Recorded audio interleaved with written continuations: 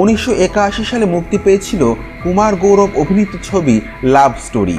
আর ক্যারিয়ারের প্রথম ছবিতেই বাজিমাত করেছিলেন অভিনেতা রাজেন্দ্র কুমারের পুত্র কুমার গৌরব।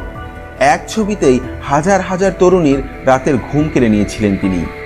তবে এরপর আর হালে জল পাননি এই তারকাপুত্র।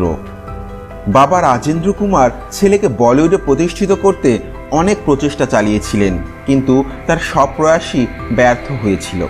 এরপর চলচ্চিত্র দুনিয়া ছেড়ে চলে যান কুমার গৌরব। তিনি ট্রাভেল এজেন্সির ব্যবসা শুরু করেন। তুম বিন ছবিটি অভিনেত্রী সান্দালি সিনহাকে রাতারাতি তারকা খ্যাতি দিয়েছিল। তবে এ ছবির পর আর বিশেষ কিছু করতে পারেননি এই বলিউড রূপসী। বলিউড সাম্রাজ্য ছেড়ে এক অন্য দুনিয়ায় পা রেখেছিলেন তিনি। আর সেই দুনিয়ায় চূড়ান্ত সফল সান্দালি। ভারতের জনপ্রিয় কান্ট্রি অফ অরিজিন রেস্তোরাঁর সহ উপদেষ্টা তিনি।